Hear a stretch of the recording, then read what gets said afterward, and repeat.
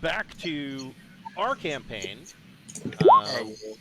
Welcome to the Deepnight Revelation. We'll be picking up where we left. Is it 2 weeks that we've been off?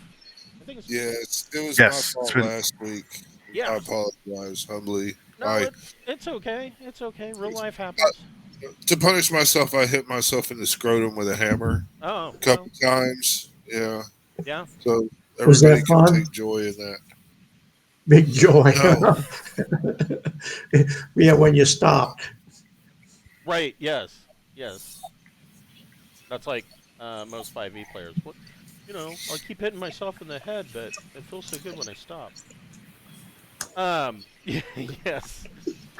So 2 weeks ago, these guys are in the Hennlix Nebula. They have jumped ahead of. They've taken their scout ship, the Destinex. They've jumped ahead of Revelation, kind of doing what scouts do. They're scouting out the area ahead, and they in the nebula they have come out. There's one, two, three, four, 5 planets in the nebula itself. And the first one that they came to, HNP-B, they have discovered some interesting things about this planet. So their initial scans of the planet, they're not picking up any radio signals. And initially, when they looked at the planet, at least from long range, it looked like it was going to be a hopeful, like it might be a good planet. That it should have the right atmospheric mix, and look like it could be a shirt sleeves planet. But then as they get closer to it, and they have the resolution on their scans have perked up, they have discovered that that is not the case. They have discovered that it is basically the planet itself. The atmosphere is slowly poisoning itself with more nitrogen and carbon dioxide. And they have discovered that while it is a water world, um, the land that there are many archipelagos across this water world, and what they've discovered about that is that they have the landscape on many of these has been scoured clean, and they've seen this before when they were on Alpha, and they speculate that the Droyne basically went to HNP-B and killed off a entity infection on the world. And so, but they have picked up as they got a little closer, did a little bit more inspection. They have found power readings coming from the planet, artificial power readings coming from the planet's surface, and they suspect that there's likely one of these Droyne cones that they built at each of these sites that may actually have carvings on it that will hopefully give both Sarda and Bocephus a little bit of insight into what happened here. And so that they are making their way to the surface as we speak. Before we get started, we would like to thank a friend of the Greenwater Guildhall. None of these are sponsorships or partnerships of any kind. They are just products that we really like. Tonight, we would like to thank Fable Beard Company. Fable Beard Company makes beard products such as oils, balms, butters, beard wash, and beard conditioners. They have spray-on colognes. They have a ton of beard products. And each of their scent profiles, yes, the beard balm comes in a tin, just like the one that Randolph is holding up. Each of their scent profiles is a different fantasy character, and tonight, so that tin that he just held up was the hero. Tonight I am wearing Dr. Wolf, which is a beard butter that smells of blueberries and pipe tobacco. But they have many different scent profiles. I recommend checking them all out, and I'm sure you'll find one that suits your needs. If you're a first-time purchaser, you can go to fablebeardco.com and create an account, and they will have you give you a buy one get one offer. So you can put 2 beard oils into your cart, and you'll get that second beard oil for free. They also have. They just came out with it. For the ladies. They have the FableBeauty.com, and they have body washes, perfumes, um, lotions. You know, all that kind of stuff. And yeah, I don't know anything about it because I'm of the male persuasion, but I'm sure that the ladies would appreciate that. If you are a fan of the channel, we do have a merch store via Zazzle. It the 100% of the proceeds from that channel, or excuse me, from that store, go back into the channel and help us with the nitpicky little things like subscriptions and bandwidth costs. Um, we've got T-shirts, buttons. There's a blanket that comes in 3 sizes. There is a beer stein. In fact, one of the designs on there is from our Pirates of Droyne Wednesday night campaign. Is the pirate flag, the atomic bombs exploding skull. That comes on both a T-shirt and a button. So, yeah, if you want to help us out, we appreciate anything you purchase, and go get yourself a T-shirt. So you guys are coming down for a landing, and I assume we're still using the NPC of Jack. The new guy that I'm making, has a pilot small craft, which is what we're using, I believe. No, right? that would you would Starship? Be, it would be spacecraft. Okay, then pilot Yeah. spacecraft 1, and he'll have a dex bonus of +1. Okay, well that's only one less than Jack. All right. Well, that's what he's got. I'm copying skills over now. So from the thing. So Just little. Why don't you give him one more point in piloting spacecraft?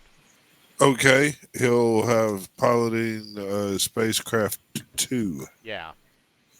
And his dex will give him a +1. So yeah, there you go. That gives you So- a total of +3. Yeah, so someone can roll that if they'd like, because I am on a different screen. 7. So yeah, he makes that with a routine check, and you guys come in, and he finds. So the surface, as you guys are coming in, you notice a couple of things. First of all, the atmosphere is quite a bit thinner than was originally estimated. So it is, it's actually a fairly easy entry. And you can see that the surface, it's very strange. The surface is very smooth. And you notice that there is a distinct lack of craters, which is a little unusual for a rocky world with an atmosphere that is this thin. But this distinct lack of craters. The other weird part is that, like I said, everything is very, very smooth. Most of the locations are very smooth. So whatever happened here, it seems a little bit more drastic than what you witnessed on Alpha, because what you're seeing is almost a global, I guess, glassing would be the terminology. Whereas in Alpha, it was a very distinct area, and then the rest of the planet was pretty much normal. But this is almost a global impact. I mean, of course, except for the ocean. And who wants? I assume you guys are you guys doing sensor checks as you're coming down? Of course. So who I mean, wants? why would we not? Who wants to do an electronic sensors plus intellect or education check? Not me. That's Yeah, I'm sort doing of. it right now. I'm just opening my character I sheet. can roll. I can roll 2. I can roll 2D plus 0. Hey, that's better than not having it and having a -3. Well, the 5 is pretty good that I've got. So There you go. So, Sarda's got you guys dialed in right on where this energy source That's is a- coming. And your pilot, double. your pilot His name finds, is Pappy Johnson. I've downloaded him. I've put him in the Deepnight Revelation chat on Facebook. If you just want gotcha. to add him to the file crap here, that might let Yeah, us. Oh, I will probably do that over the course of the next week. cool. Well, right, I've got his stats right now. He's nothing magical, but I mean, he can do a little everything. But if we need a belter or a fucking little pilot for a starship, there we go. Excellent. So, Yeah. so Pappy dials in on Sarda's readings. I mean, you get very solid readings, and there is a smoothed out little canyon that he is able to set you guys down not more than 100 meters from. And I have to find it because I'm using the new. Here we go. Using the new layout, and I actually kind of like it. I'm getting used to Oh no, I can't look at that. Ah, it. prosthesis. I like that art. Yeah. No, So, that's not the same thing. I'm allowed to check that out. so yeah, you guys, he sets you down not 100 meters away from this, and you see that there is. It's almost. I mean, you see what you see here. It is almost tomb-like, with a couple of these cones on either side of the tomb door, and large carvings on them. Somebody imitated I'm a gonna tell red, Pappy to go ahead Dixie and cup. gonna tell Pappy to stay in the pilot seat as much as possible and be ready to evacuate at a moment's notice. We don't know what may happen when we go poking about in there. And everybody bring flamers and be on mold on basically on expecting the worst in terms of Would it be? We've got infestation. incendiary grenades, right? Yeah, but the flame rifles work really Flame well. rifles. Yep. And we got twin laser rifles on the get-go. And make sure to follow all contamination rules in case there is. Yeah. So I thoroughly agree with that. yeah. So how? What? So aside from that, you got what armor are you guys wearing? I'm going fucking in Vac my. suit. I'm assuming vac suit. Yep, I'm gonna do a vac suit, and then underneath the vac suit, if I Has he got a can, hazardous or on vaccine? the outside. On the outside of it, I'm gonna have my polycarpus Mm, get up. mm-mm. On the inside. Probably not. Oh well, okay. I'll have my expandable shield. That you can have, yes. So yeah, I mean, something like a Diplo vest you can wear, and of course subdermal armor. Yeah. So there are some cases of cloth armor where you can double up like that, but polycarapace is going to be too bulky underneath a suit. All right. Well, I'll wear the suit with my expandable shield. Doesn't Deepnight have some standard vac suits or Got hazard hazardous vac vac suits. Yeah, suits? they've got. Hold on here, and I'll tell you. Because I know I wore it once. It is.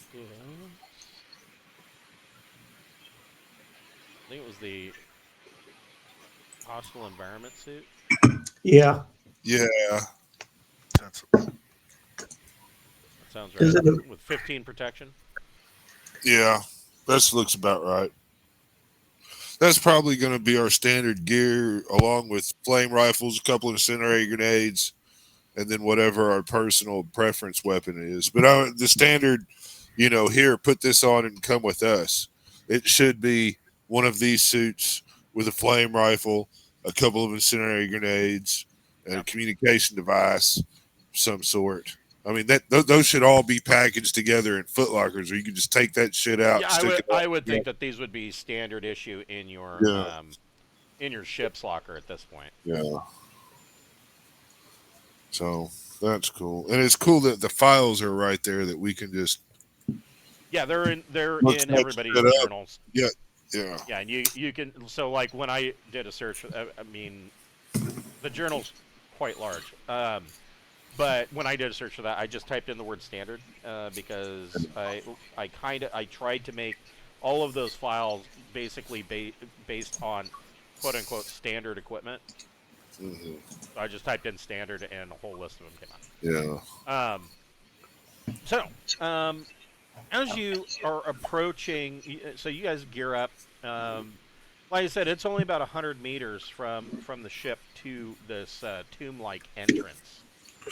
Do those two symbol things on the side? Do they give off the psychic vibe that we're used to with the other shit? Indeed, they do. So Randolph is So I completely. can't look at it. No, you're completely unaffected. You're not psionic at all. I don't even But think that you're a Dolphin Boy talent. is. But Isn't Dolphin Boy have problems with it? well, I've conquered this with some extremely high rolls in the past. So I mean, I've got to have at least a basic understanding of it, and I know the science. Yeah. I'm surely in our long private talks in the hot tub, Sarda and I have had conversations about this in hushed tones, the dark corners of the Yes. ship, yes. while we lounge about in the sauna. Yeah, that's probably true. So, you know, it just occurred to me. Here, where is it? I mean, I'm kind of under the impression that these things are some type of messaging device, and we really kind of have to investigate them anyway. Find exact. I just have a feeling that we're following their exact same trip, and they didn't come back from it, so that's making me feel good about this. Well, they might have. Just because they didn't take the same trip back doesn't mean they never made it back. You know, though, I mean, that is They could still be traveling. So that's a really good point that Sarda brought up. Sarda, roll 2d plus your intellect modifier. All right. 2D plus 0. Yeah. 11. Hey, I rolled good. So, yeah. So the thought dawns on you. So some of the carbon dating that was done back on Alpha, way back. Man, this goes hard to believe. This goes back more than a year ago. So some of the carbon dating and whatnot that goes on, that was going on at that site. Because remember, Alpha, there was actually an original site before the outpost was there, and they were basically researching those hieroglyphs. Some of that that was done, if that is to be believed, and we are assuming that the telepathic messages that you guys have gotten from these are to be believed, that these were left by Droyne. It would mean that this Droyne expedition left possibly before the Ancients' final war. That's some good history. I hope we find some pretty toys. So, not only, you don't know for sure that these. So, like your statement that you're following along their same trail and that they never came back. You don't necessarily know that they never came back, but what you would suspect is that if they did come back, nothing that they left behind would be there anymore. Because the ancients kind of obliterated themselves. Well, I mean, I'm saying if you make like a, But the Droyne aren't the ancients, though, right? no. Well, I don't want to. Series. They are heavily Connected. connected. Yeah. I mean, I've read stuff where people believe that they were the Right, pet. I'm or- going with what my character would know, in terms of the Mhm. droid. You And would so you we would know know that the most of the ancient sites that have been found, it is that the scientific community knows that the Droyne were, at the very least, they were some kind of servitor of the ancients, but they were heavily involved with the ancients. To what I mean, they know when I say heavily involved. To what degree their the rank structure and hierarchy, nobody has been able to discern that. Well, man, we really got to open ourselves up to this fucking message, though, if we want to get the message. That's the thing, right? Yeah. Yeah. So, I mean, God. I think the safest way to do it is, I mean, this is one of the times to go on and take a side drug before you fucking do Well, it. I mean, you guys don't have to expend any psionics points. All you have to do, if you decide that you're going to open yourself up to it, you just go up and touch the carvings. All right. Well, I mean, If you both want to do it, you can. do we both want to do it, sorta? I don't want to do it at all. I mean, the whole reason I wanted to learn telepathy was so that I'd have mental blocks to prevent this shit from affecting me. Right. I didn't get it for telepathy. I got it so I could protect myself from this stuff. So Oh, yeah, I I'm not see. really looking forward to going and touching Well- this or anything like that. I'll inform Stimpy to be prepared to provide first aid if need be. Okay. And I'm gonna go ahead and do it. I want to go get the message because Started to realize without telepathy, you've got no mental defenses. That's true. yeah, and I understand. These powers might be scary and all of that. So But I like to embrace the way. So Sarda, just looking at these carvings, now that you have kind of trained in telepathy, I would assume that you probably trained with Bocephus and have learned how to do those blocks Right. and whatnot. Right. You can feel that just looking at these, you can feel something trying to get in. Like, Yeah. it doesn't feel necessarily malevolent, but there is, and it doesn't feel conscious. It feels like a data stream. Yeah, I don't like that.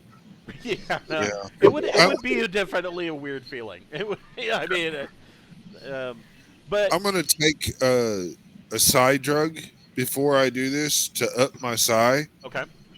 Because that'll give So me you don't have a plus psi 4. 52. So no, I have a psi of 16. Yeah, so that gives you a my. +3. Yeah, that gives me a +3 instead of the +2 that I had. But I can expend a psi point and make an awareness check that's not that difficult and get a +2.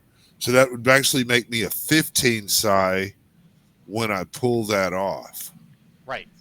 So Yeah. So you're opening up your shield and letting this in. Is that what you're saying? Yes. Okay. Yeah.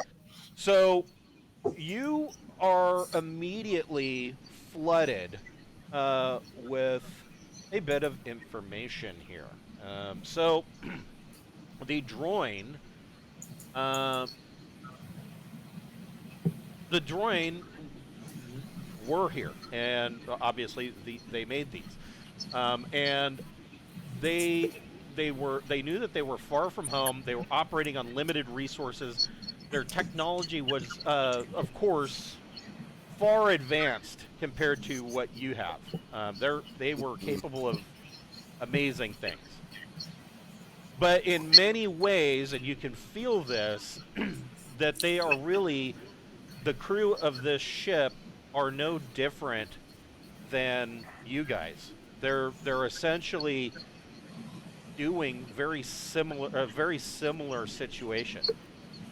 And just like you guys, they wanted to leave behind they wanted to leave behind records, and that's what these markers are. And the Droyne ship was named the Trustviews, and it came into the Hennlix Nebula, and the crew, they called it by a different name, the Nebula. They called it something completely different.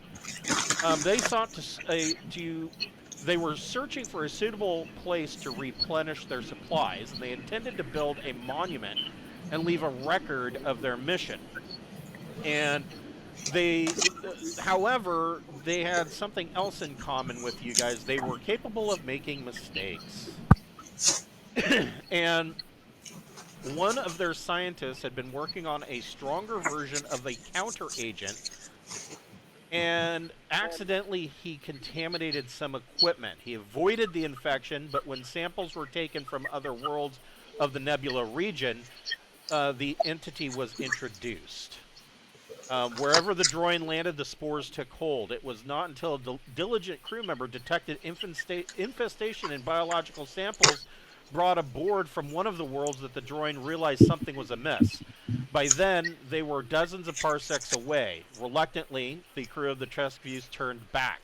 They thought the entity had taken root on one of the worlds they had visited, and that they had somehow missed the signs of infection. But further analysis showed that this is not the case. They had infected the local worlds themselves, and the crew of the Trustviews warily turned about and set to trying to undo their mistake. Some of the infestations were easy to remove. Where the effect was obviously localized, the Droyne scoured the surrounding region down to the bedrock with their ship's weapons, melting circles into the planetary surface. They were liberal with their firepower, but stopped short of sterilizing whole worlds, except for one. There, the infestation had spread to several regions, and the crew could not be sure they had found them all. With no viable alternative, they accelerated a large planetoid on a collision course with the planet and observed as it smashed home. Nothing could survive the Holocaust. The scientist who had failed in his duties was brought before the Droyne captain. The captain's name was Oiskrusk, and he was troubled by what had happened. A small mistake had caused the infection of multiple worlds, forcing his crew to take extreme measures. They had murdered a whole ecosystem to protect the cosmos from an infection that they themselves had spread. Oiskrusk decided there would be no more such mistakes. His crew must not be the instrument of the Deepnight entity. He would have to make an example of the erring scientist, and the sentence was death. But the scientist had a proposal, and the proposal was that he wanted his death to mean something. He begged that they let him infect himself with the Deepnight entity, and then report on the progress of the infestation from the inside. This seemed like a useful ending for a talented member of the scientist's cast, so Oiskrusk agreed. A site was chosen on an otherwise useless world, and a self-contained ecosystem was built to house and contain the entity. The work took months, and when the biosphere was ready, the scientist entered it and allowed himself to become infected. His name was Tyavask, and he was a telepath. So Tyavask is a strong-willed individual, disciplined and dedicated, and he, even as the entity consumed the plants and animals that the Droyne had given it, he made dispassionate and informative reports to the captain. The progress of his own infection was slowed by the counter-agent he had developed, and even when his body was fully consumed into the entity, he retained a flicker of a separate consciousness. Oiskrusk and his crew made preparations to eradicate the Tyavask entity once their experiment had run its course, and there was sadness, but Tyavask had atoned for his mistake. This would be a proud and correct ending. Yet, Oiskrusk placed his hand upon the controls to destroy the site. Tyavask's voice in his mind asked him not to, and the entity was contained, Tyavask said. It could not exist outside the biosphere the Droyne had made for it. Tyavask could live within it, curbing its tendency to consume everything available. He would wait for those who would surely come after the Trustviews and her crew. He would pass on what he had learned. In any case, in order to kill the entity, all Tyavask had to do was stop containing it. its hunger would run rampant and consume all life in the limited biosphere. And so the crew agreed to this and left. And the final message on here on these uh, cones is the error of Tyavask was undone here. Tyavask awaits in penance. Okay. He awaits This where? Here. In here. This is, yeah. I'm gonna tell everybody, that this is a grave site of a heroic scientist who sacrificed himself to pay for the error of his ways. He doesn't We sound should dead all, to me. yeah. He doesn't We sound have dead his to me. records. Well, I mean, we don't know, but the last time anyone was here, according to these cones, the crew was abandoned him behind. So Right. we should But I mean, we should take high level precautions. We move forward. This is dangerous. yeah, but I'm just saying that message did not sound like it was a grave. That's true. Yeah. It sounds like it's a bio-contained area with him still alive in it somehow. Yeah, well, I mean, the whole idea was it was going to consume itself and start out, but our experience has told us that just means it goes dormant. Perhaps we should level this entrance and not go inside at all. Well, there Well, are the two nuclear- reasons to go inside. He developed a enhanced counter agent. Right. All right, so do we going in or we're not? If we That's- want the counter agent, we go in. Yeah. Well, I mean, what does your gut say? Gut says I never should have signed up for this. I'm regretting my life decisions. All right, Randy, are you wanting to go in or stay out? I'm just a gunslinger along this time. All right, well, You guys want to go in? I'll bring the gun. If we want to develop any type of thing to resist the spread of it, I think we need to go in. okay, then let's go. There we go. All right, yeah, fuck it. We're going to slowly go in, looking for traps. Okay. So, stepping into this tomb-like entrance, you come to a door. If I kept my settings. Oh, hooray. It looks like it. It's awful dark on the other side of that door. Yes. So, this door is... There's one side is open, and it leads into what is clearly a two-chamber airlock. It's large enough that it could fit about 6 people at a time.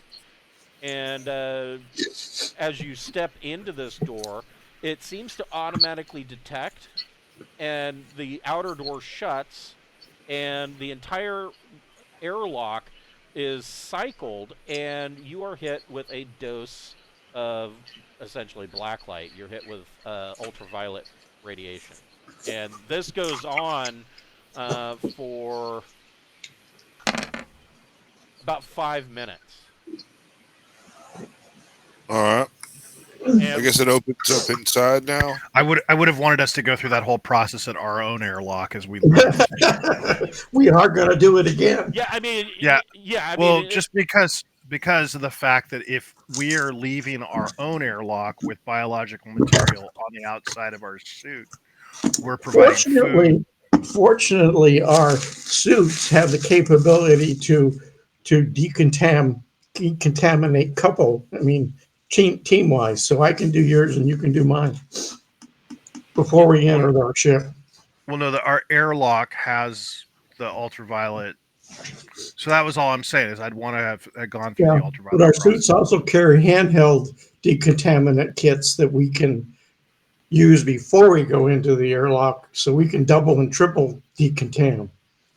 yeah, it does. It has self-buddy decontamination system. That's awesome. Yeah. Yeah. So yeah, we're just More, we've the we've taken a more I lot of get cleaned, the precautions, better. you know. I'm sure we do these. I mean, going through the airlock has a decontamination protocols done in. We established that a long time ago. I mean, I would think that Yeah, would still yeah. be going, Oh yeah. and and so I guess we're gonna just take a look in here. So beyond this, let me. We all turn our lights on so we can see. Well, So is this place powered? This place appears powered up. yes. So you don't need to turn on your lights. There is a soft, like whitish blue light that glows from the walls, and there's this circular tunnel. And at first, when you're standing in the airlock, you can see that this tunnel there is a slope that travels downward, deeper underground. But as you're walking along this, um, and has been reported with other people who have scientists who have researched ancient sites. It starts to play tricks with your mind. The slope is just gentle enough. The lighting, the circular tunnel. At times you can't tell if you're going uphill or if you're going downhill. And it's just this long tunnel. After after a while, you reach another door, and this door is closed, and there is a Another 8 minutes. yeah. There, next to the door, there is a three-fingered indentation. Well, three fingers and a thumb, Droyne-style indentation next to the door. You know, there's a self-contained area in here. It's contaminated with an augmented part of the virus, I think, or the mold. Can we activate the button and go in? I guess. Yeah. So you kind of make you make your fingers fit, and the door to this chamber opens. This chamber.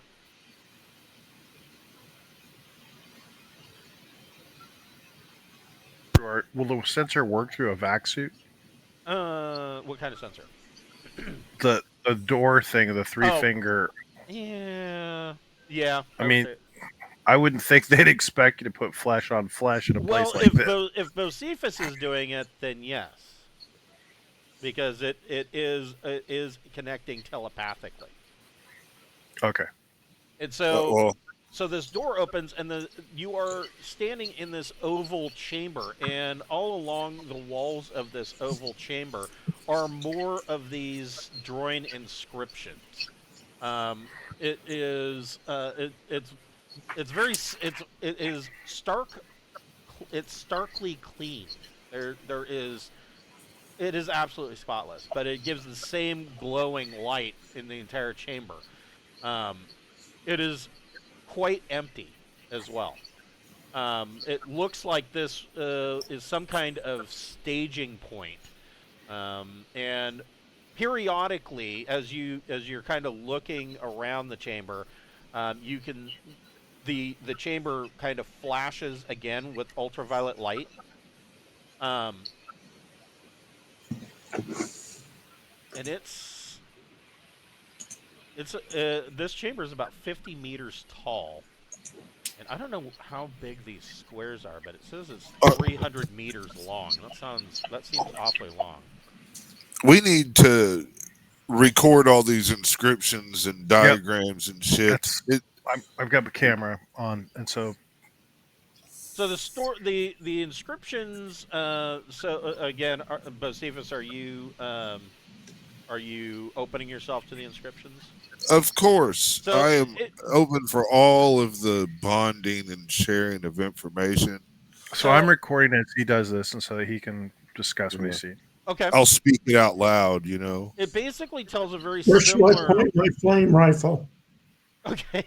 So it basically tells a very similar story, but the one difference is it warns against repeating the folly of Tyovask. And it explains that the function of the ultraviolet bath is that the entity is sensitive to it, and ultraviolet light will kill the entity. And it says a few seconds of exposure to intense UV will kill loose spores, and long-term exposure is harmful to a cluster or a shambler. I mean, it probably doesn't use the term shambler. That's definitely a human term, but the idea is conveyed. Okay, yeah, that's good news because we need to rig up some lighting devices. Well, with you guys UV kind of bursts already and knew that. I mean, kind somewhat, of. yeah.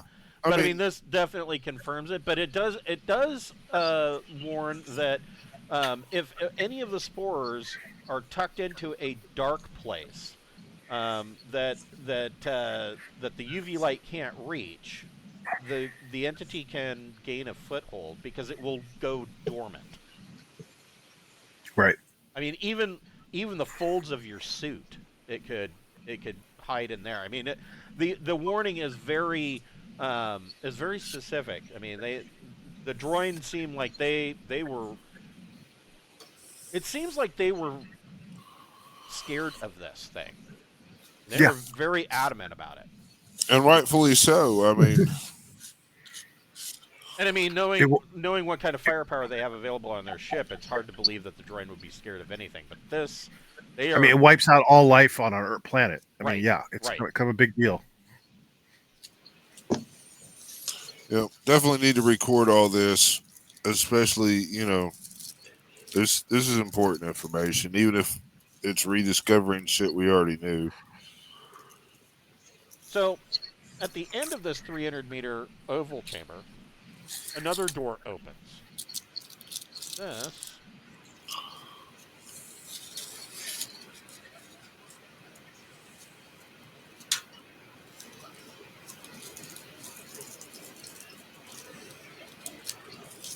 well, at this point, I am just going to pain in the butt.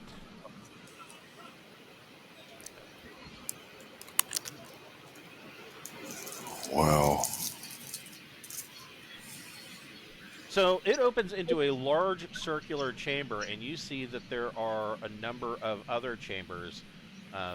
They're sealed off with what appears to almost be like a lab, thick, heavy lab glass, but it doesn't quite look like glass. Maybe it's like a highly polished quartz. And you can see into each one of these biospheres around the edge of this large circular chamber. And in the large circular chamber, there are 4 giant enclosures as well. The biosphere chambers. Well, everybody can make a recon plus intellect check.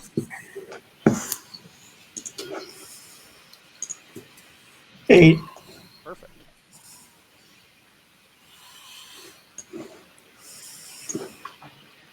Recon 7.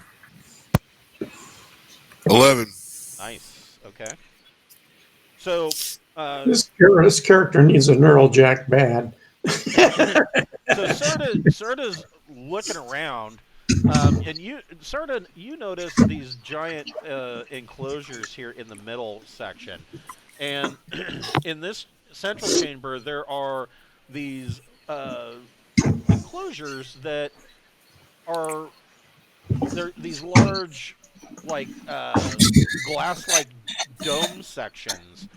And they are just completely overgrown with vegetation. Like, to the point, you don't think that they were originally intended to be that full of vegetation. Like, it would be difficult to get through these. But there's no mold? You don't see any in these giant enclosures in the inner circle. Randolph, you They may be notice, growing food.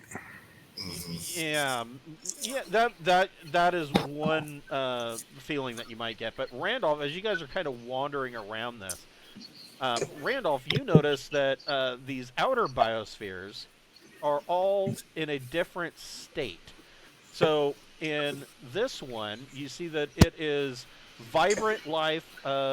It's completely lush and overgrown, and you can see that a lot of the plants are actually sprouting, and so they're actually regrowing. Um, and you can even see that there's. It looks like perhaps there's birds or wildlife, little critters running around in there. In Biosphere B, you can see that the plant life is lush and vibrant, but there are some of the plants that are starting to get like a sickly hue. And you can see that some of the plants are clearly dying. In C, most of the plants here are sickly, and there are patches and obvious clusters of the entity in here. In D, you can see that all the plant life is virtually dead, and there are clusters here and there, but even those clusters seem to be dying back. In E, you can see that there is that it seems like the plant life is starting to regrow, but it's patchy, and all of the bushes and plants are very small. You can see that there are some clusters, but they seem like they are dying back. And then in the final one, F, you see that it is the bushes are smaller than they are in Biosphere A, and that there are patches of soil where the grass is just beginning to start to grow back. Bocephus, you, as you guys are kind of wandering around this large central circle area, you notice that in the center there is a raised dais. And sitting on this dais here is a pod-like structure that looks like this.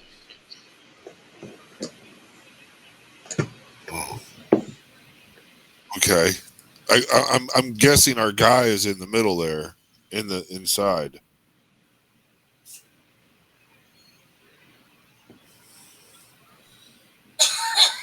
Oh, I was assuming he was going around the outer edges, using each one to eat and then replenish. I mean, the fact that this has been here all this time and the entity is obviously present in C, and it's not taken over. I mean, we need to figure out what the fuck. Well, I figure that they can cycle each of the chambers, and so it can move from one chamber to the other over time, and they can clean out the old ones and replenish, so that you have a constant cycle of food being generated and populated into these chambers, and then it can keep moving, consume what's in one, but as he moves from one to the other, the previous ones get cleaned out and replenished, and that way constant cycle of food. Maybe. Bocephus, are your telepathic guards still down? Yeah, I'm wanting all the information like an idiot. He's not got him down. He's got him out. Oh yeah. So Randolph and Bocephus both roll 2d plus your endurance modifier. Endurance? Yeah. And actually, Bocephus, you can add your psi modifier to that as well. 6.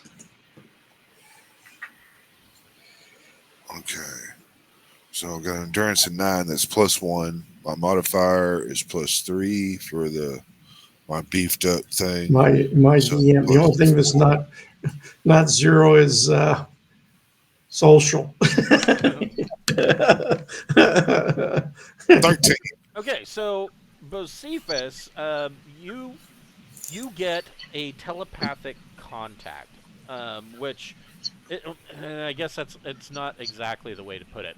A telepathic contact where somebody makes communication with you is disturbing enough, but this is different. You are getting a jumble of what disjointed memories. Randolph, you are hit with these disjointed, jumbled memories, thoughts, ideas, and an overwhelming sense of struggle and hunger, to the point where Randolph gets queasy and has to basically stop, or he's going to throw up in his suit.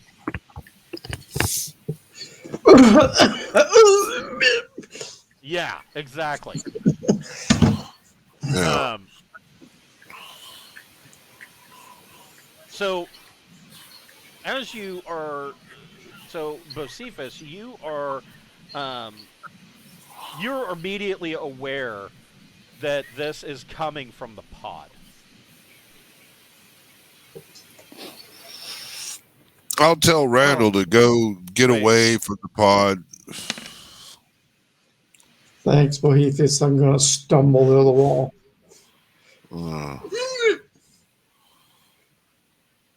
That's rough. Did he just take damage? Yeah, Randolph takes 6 points of damage from the telepathic contact. Oh man. All right. So what kind of damage do I take? It would be endurance. Yeah, all right. You need to go. So I have an endurance of 1. Yeah. Well, I That mean, was psychic, Bocephus is a yeah. doctor. He could probably hit you with an anti-nausea, and Through the vac suit. I would think that there's some kind of port on the vac suit. If I can administer, through the vac suit, I'll give him some drugs.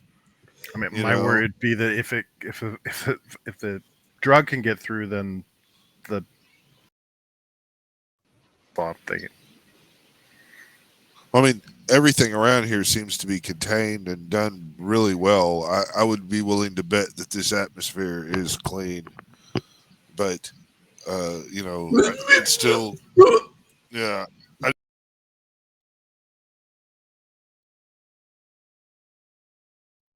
There we go. Anxiety, and Help me. I would like to take a nice relaxed state. Help me. We get him kind of stoned. Or just go outside and look at the horizon, right? I mean, Maybe, yeah. That's. I'm just thinking that anything that's going to breach his suit, whether it be a drug, is going to possibly contaminate him. Well, there's, I mean, he said, "Is there ports for this shit? Is it safe or what?" But a port that allows a needle through would allow a contaminated. Well, I didn't say that it allowed a needle through. The suit itself would have probably some kind of drug administration port, and it would be connected to you inside the suit. So then the drugs would have to be inside the suit as well, right? So that would be like a self-contained medic. Probably, like my armor has that. Right. So, Bocephus, make a medic plus intellect or education check. All right, how about 11? So, Randolph, you get 3 endurance back from this drug. You're feeling quite a bit better. let's see. Yeah, I suggest you. 4. Yeah, I have endurance of 4. Yeah, wow. I suggest you go back to the ship, decontaminate, and chill. But I'm not telling you what to do. But in your state, you really should, be more careful. You need to leave here because you're not open to receive the telepathic communications properly. Open to receive what? What the hell? Yeah. I don't have any telepath. So That's the problem. I mean, you don't know how to you can't put up a shield. That's why Sarda's safe. You know, no, I'm Sarda, not telling Sarda you that. doesn't discuss that with other people, Right. I'm not. That's what I'm saying. I'm not saying that out. I'm just saying. including Yeah. him. Yeah. You're not. You should not be here. You don't have the proper training to shield yourself from telepathic things. So you need to leave this complex. All right, I guess I should, Doc. Yeah. So So I mean that's. as you are kind of administering this, Sarda, make a recon plus intellect check. Sure. I turn and I start turning orange.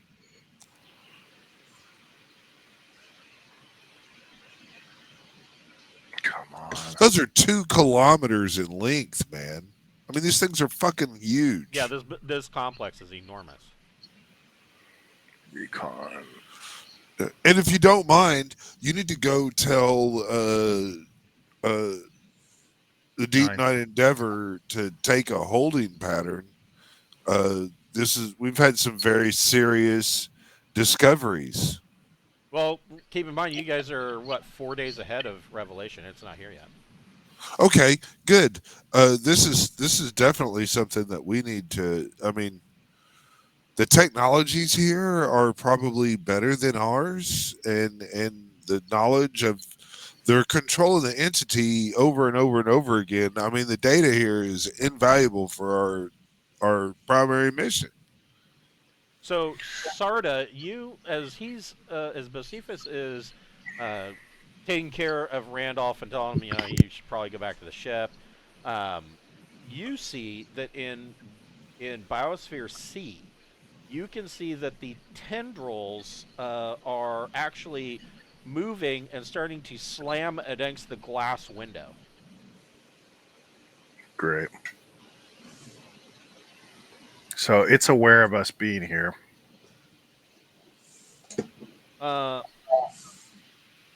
Bocephus,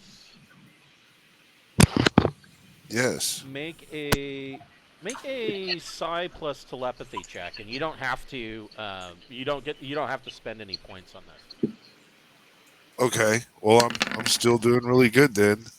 How about a 14? Okay, you get and this is I guess more of in addition to images and memories, you're getting a empathic feeling as well. That essentially the feeling is that the entity cannot be held back, and that the urge to kill and consume the visitors is becoming overwhelming. But there's a sense that that there is a separate consciousness that wants to that is trying to break through and send you its knowledge. Oh. I need to reach out and try to get that knowledge. I mean, is there a way to turn on a UV setting in Biosphere C? No. And this is all coming from C, right? No. The memories and whatnot are coming from the pod in the center. Okay, well, I need to get this, but I need to warn Sarda that the entity is aware. There's the presence of the Droyne is still get whatever here. message you can get as quickly as possible before the urge to devour us becomes too great. Okay, Dave. Yeah, that's what I'm doing. I want to get this message and information. Okay. So you start to receive this information, and it, of course, it is a flood of information to the tune of studying the entity for 300,000 years. Wow. So I am fucking mind fucked for a moment, aren't I? Yeah, you're kind of stunned by this, massive memory dump. Well, And it's probably going to, I mean, as this is coming into you, you are under the realization it's going to take you many days to just kind of sort through everything. You am know, I able to convey simple talking to Sarda? Like, tell him that, this is going to take several days. at the moment you're kind Take him out of of, Yeah. yeah, more you're and more. just, We have to drag him out of here. yeah, you're just, well, not necessarily drag him out of here, but you are kind of slack-jawed at the moment. The Right. Okay. As this is coming in, the tendrils start to bang against the glass in B, D, and E as well, and you see that, like a steam of a venting of steam like vapor is now coming out of the pod.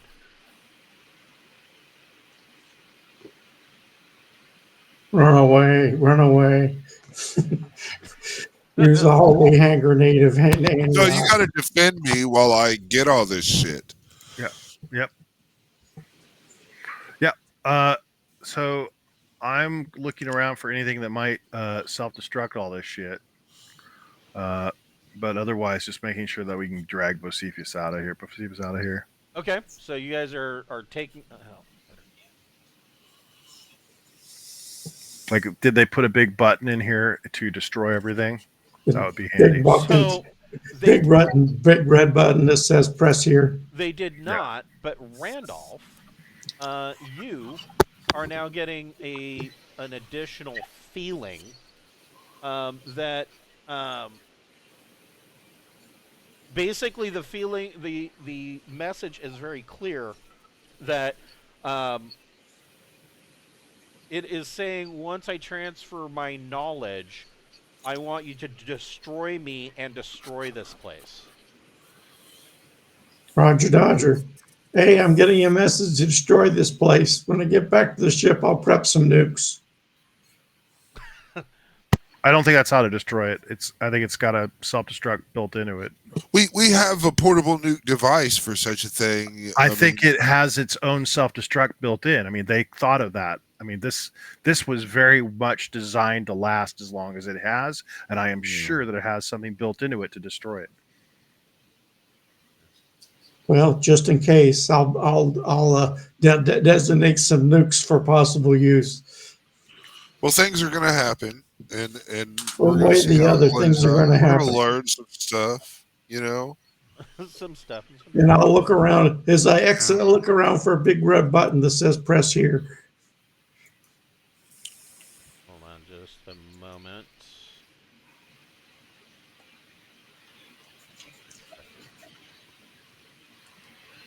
We're rolling initiative.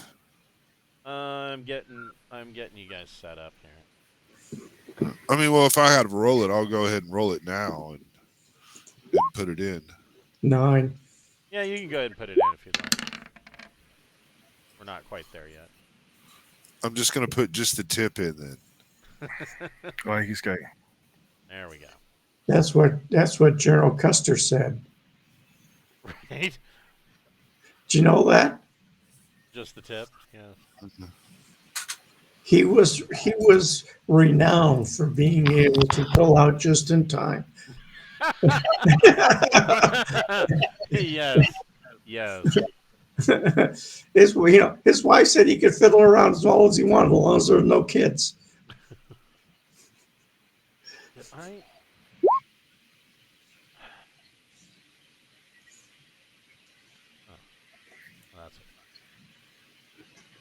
That's okay.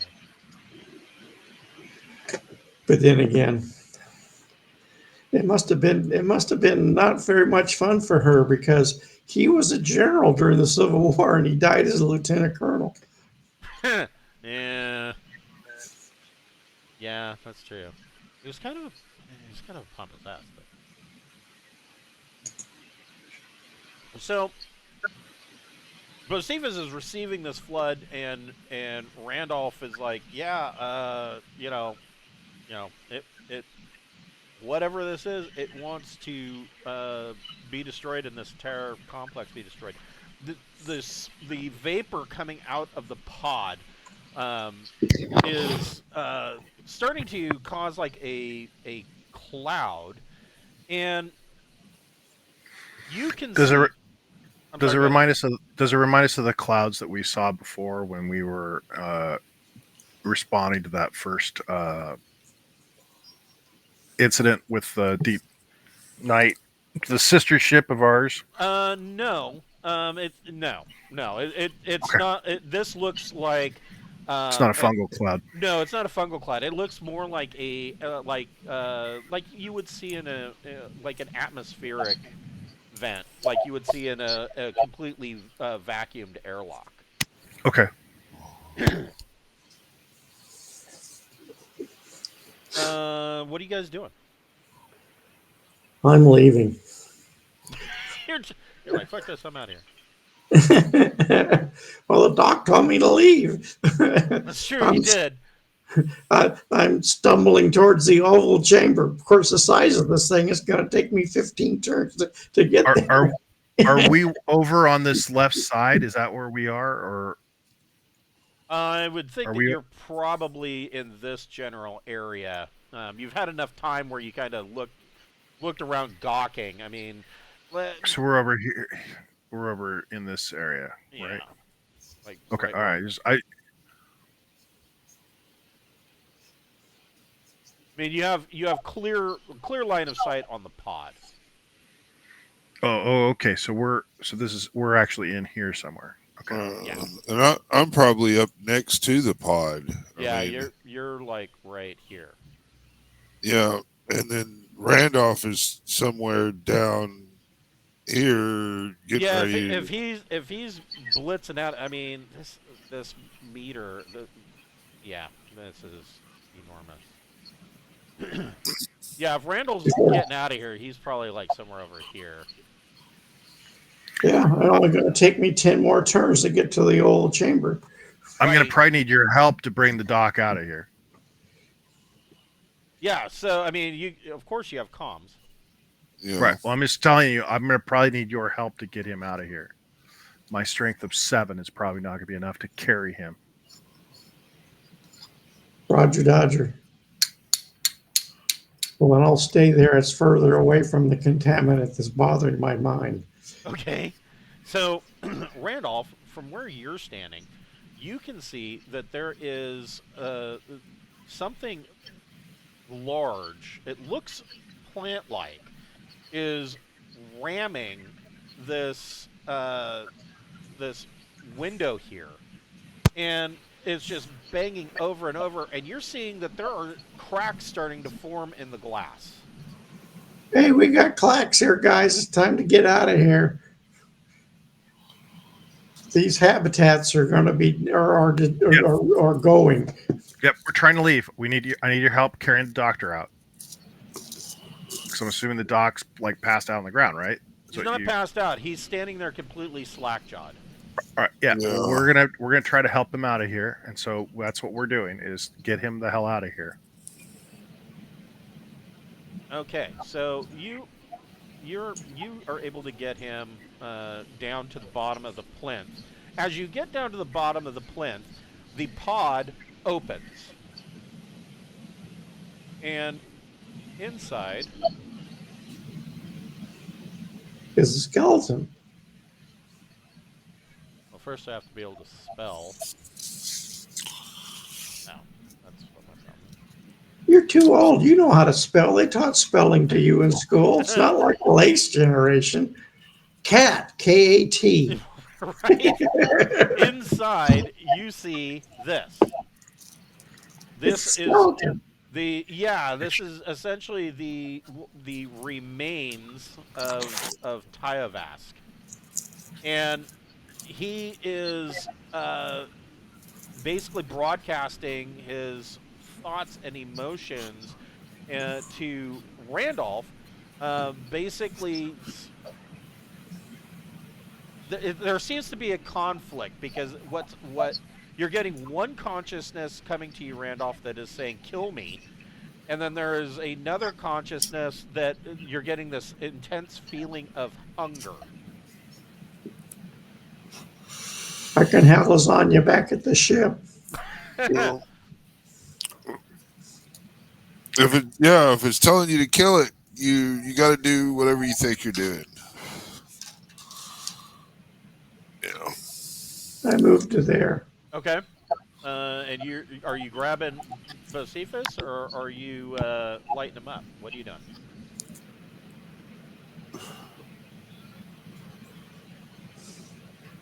And I mean, you can see like there's tendrils coming out of his mouth, and there's part of his head is missing. There's tendrils coming out. Yeah. Yeah. Fire rifle comes up and I fire. Okay, go ahead and make your gun combat plus dexterity check. Oh, wow. All right. Well, holy shit. I don't know that he can survive that. Go ahead and What's your roll- skill I have no dex.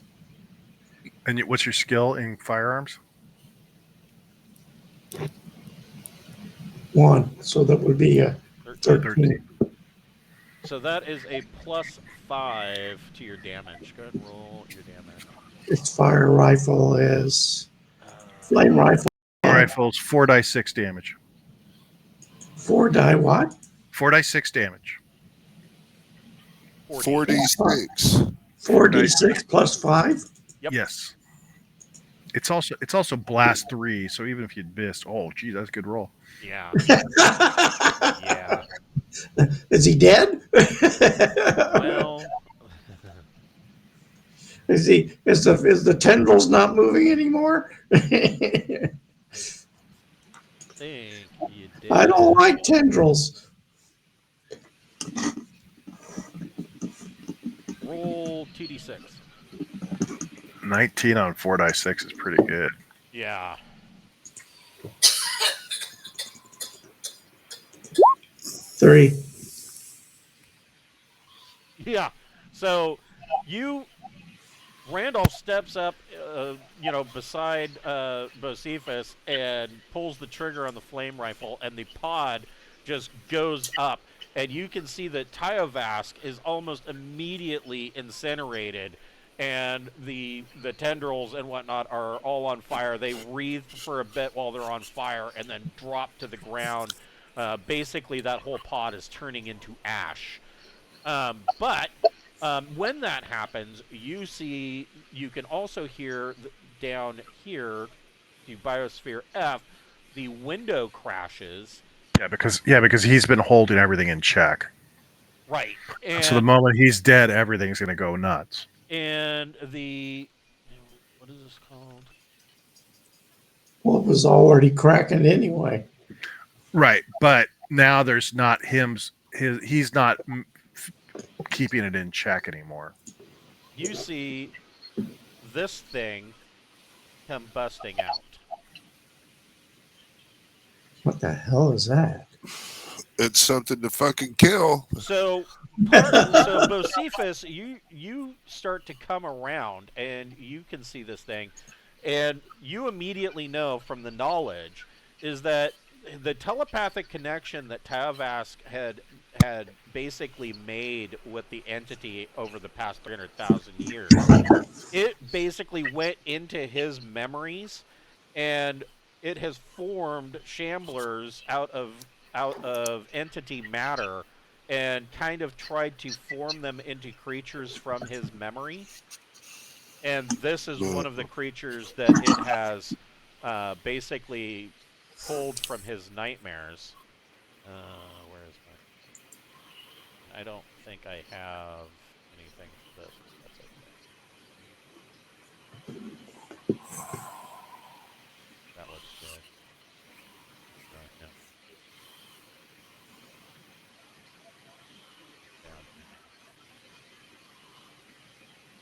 He is a quadrushambler. You've never seen anything that looks like this. keep in mind the entity itself. I mean, I guess it would be pretty hard to mimic something from somebody's memories and grow into that, as it were. Yeah. Can I? So these enclosures in the middle, those do not appear contaminated. Is that correct? No, they are completely overgrown with growth. With the fungus. No, with plant life. They seem to be completely untouched. Yeah. So that might be a good distraction for these things. If they're hungry, I would think that giant enclosure is better food source than us. It's not about that anymore. If we need to get the hell out of here, it might be blow a hole in one of these enclosures and distract it, and then us get out of here. Well, Right. Serta, you are up. What would you like to do? I mean, if you want to blow a hole in Well, one I of mean, I do not have a hand grenade that's going to blow a hole in one of those enclosures. I have a flame rifle, and that's about it. But I'm basically going to be leading Bocephus around this section, around this side. okay. So you try to drag him. Like I said, Bocephus is starting to come I'm probably around. not getting that far, right? I mean, this is the scale is huge. The scale is massive. I mean, yeah. So we're probably getting about here. Yeah, I'll leave it the way it is. We'll go John Woo movie realistic. So you're dragging Bocephus. I'm not fighting him. I mean, Bocephus, like I said, you're starting to come around. You're aware of your surroundings. You're not fighting him. You're following him. What would you like to do? man, I want to try to do some calculations and set a timer on this incendiary grenade so it'll flame up behind us. I don't think that's how grenades work. But let me double check.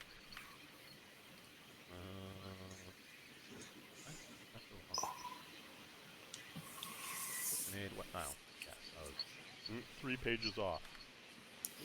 You know, you play a game too much when you start having pages memorized. Incendiary grenade. So grenade weapons.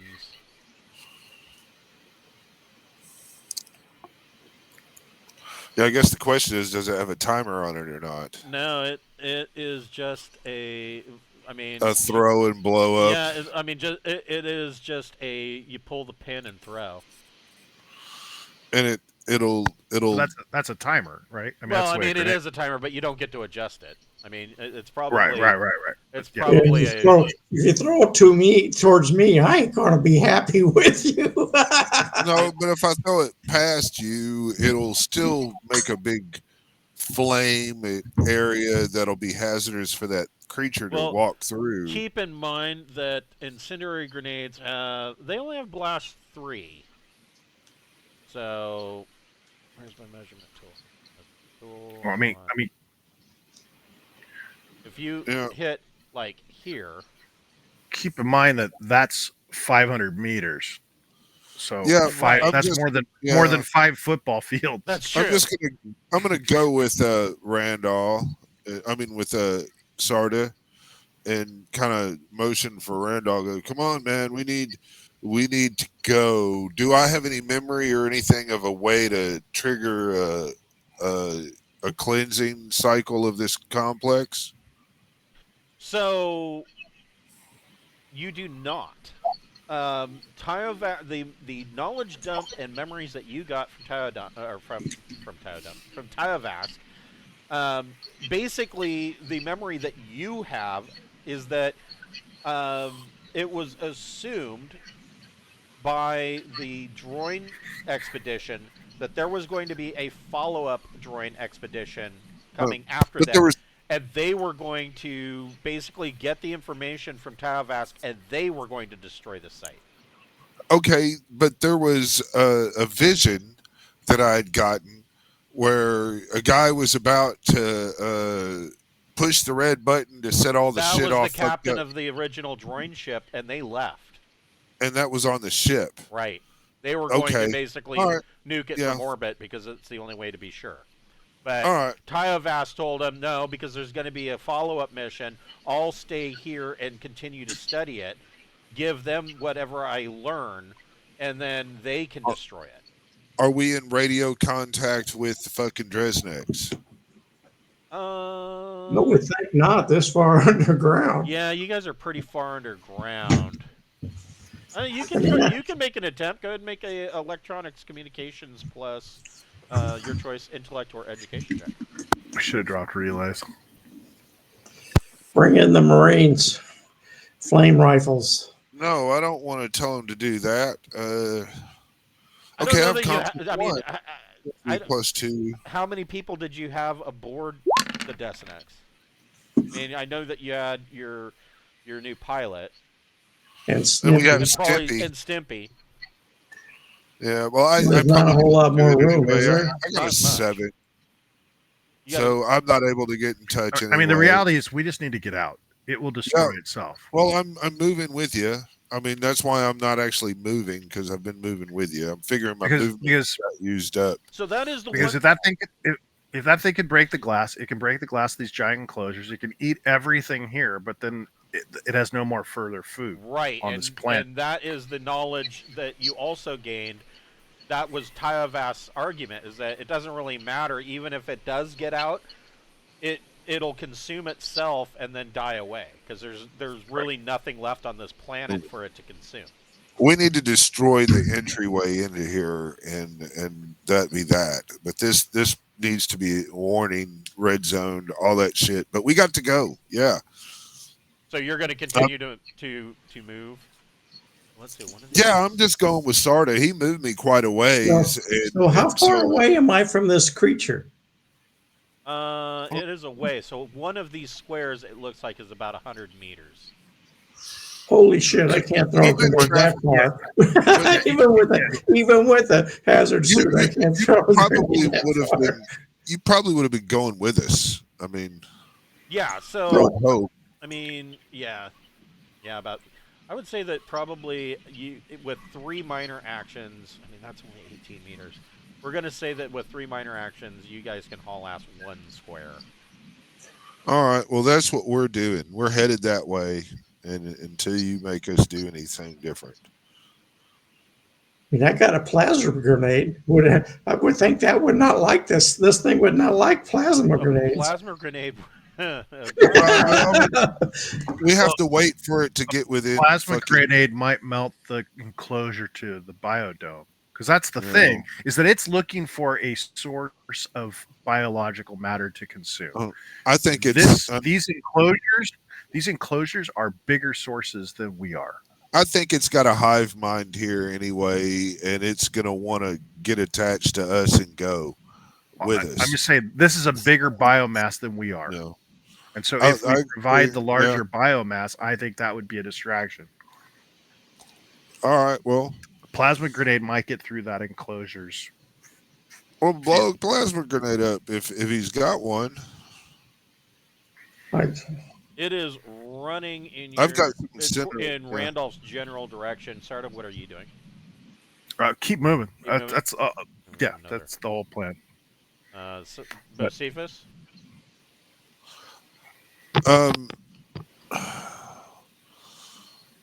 Man, we're gonna have to kill this thing, but No, we're not. We just need to leave. all right. Well, I'm going with Sarda. Come on, Randall. Yes, sir. Right away, sir. But 10 if you feet want to high, throw that sir. grenade, if you've got a plasma grenade, we don't. If you have a plasma grenade and want to throw that at the giant enclosure, that might provide a distraction. I'm actually going to keep it till it gets kind of threatening to me before I do that. Okay. Flame rifle. I kind Figured of like the to flame throw it rifle. both the enclosure and it. I figured the flame rifle might be more effective against it. That may be, but I could still throw it, so put it somewhere so it's going to have a chance to damage both. Right. Well, but I mean, you don't want to damage that. You want to create an opening so that when it gets over to the opening, it now realizes I can get more food in there. There's more of them coming, man. We just got to keep. We're going to have to just as they get up on us, we're going to have to kill them quick. We need to get closer together. We need to wait on Randall. Well, I mean, we can try to bust a hole while we wait on Randall. How about that? I have a flame rifle. I'm not busting a hole with a flame rifle. I mean, right? So I'm moving. It's that or punch it, and I'm figure that punching and flame rifle are not going to open it. So What's the range of a flame rifle? It is pretty. It's 50 meters. Some flame These rifle things are coming out, man. range is 10 meters. Sorry, no. Well, the flame rifle. The flamers. It's 400 meters from me, so I don't think I can throw it that far, nor can I shoot that far. No. But you could possibly chew a hole through the giant enclosure you're next to, so that when it gets next to that giant hole, it says, "Hey, there is way more food over here than there is that I'm chasing." Right. That was my thinking, is that if it gets to this giant hole and realizes, look at all of this food versus the little tiny food that I'm chasing, it's going to be distracted by the large food. Well, we can always hope it's logical minded. Well, I mean, like I said, you. If I'm chasing after you for your lunch, and I It's run chasing past after the me pizza for my parlor, lunchbox. I run past a pizza parlor, I'm going to hang her right into that pizza parlor. Right, and you've been hit with an overwhelming feeling of hunger.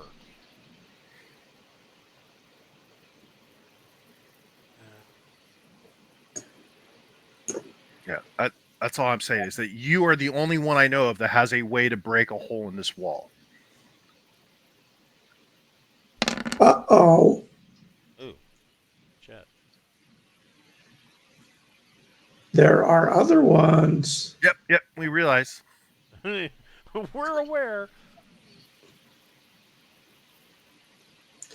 Too bad I can't tape. Can I tape this grenade to this thing? To the enclosure.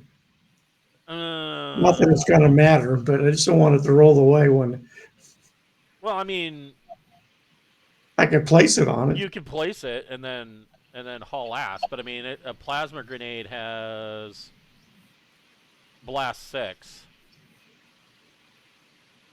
You might Well, I want to mean, place yeah, it down you could, because I mean, you can move 6 meters in a round, so you could pull the pin, drop it next to the wall, and book 6 meters and get out of the blast radius.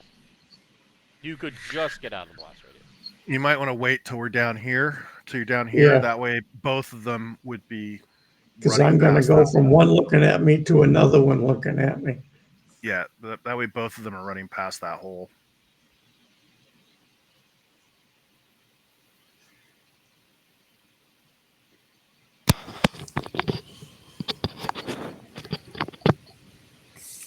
So, Randolph, are you staying are you staying there and waiting, or are you still? I'm moving. You're moving? Okay.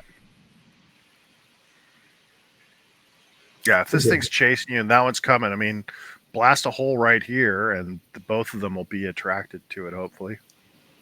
I'm worried more about something coming out of that Biosphere E. You're reading my mind. It's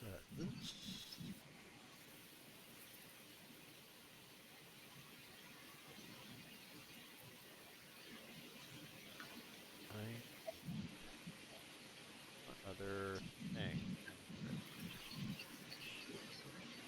It is.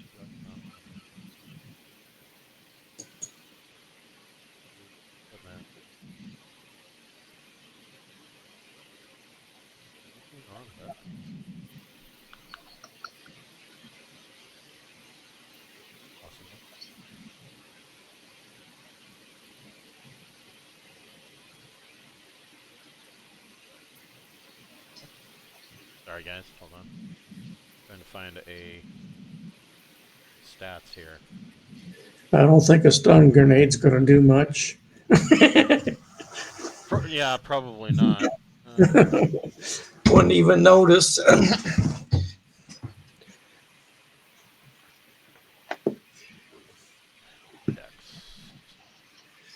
What I need is a giant UV light. I thought we put UV lights on our guns. I think you put some on your helmets. Oh, okay.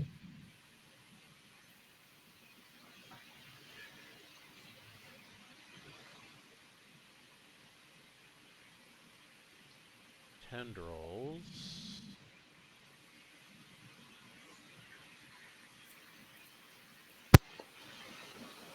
I like where they're going with this, but I will say, their layout of their books is frustrating. But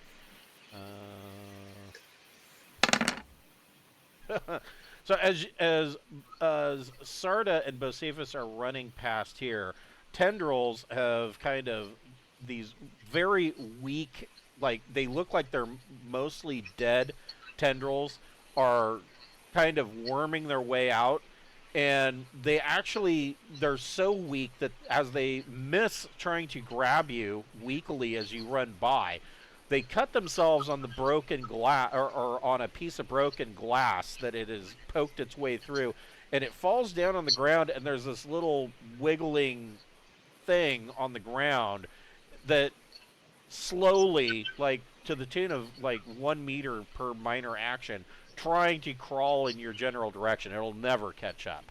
But the tendrils, when they cut off, they can continue to move on their own. Yeah, that's makes information we sense. already had. Yeah, we've the little sprigs or whatever. We fucked with them before. Yeah. You know, I think we're okay. So, Randolph, are you wanting to throw that grenade? Yeah, I'm going to put it right there. Okay. And then I'm going to move. Yep. So you can, so yeah, with 6 meters, you can move out of the blast radius. Go ahead and roll your damage. So a plasma grenade does 8d damage. Hard to believe that 8d damage is only a 6-meter radius, but all right. 26. Jesus. Okay. So you, Bocephus and Sarda, you hear a loud explosion, and you can feel the heat wave as it works its way around. And you can see that there behind you there is a very bright flash of light. Quite literally bright white light. Everybody can make a recon plus intellect check.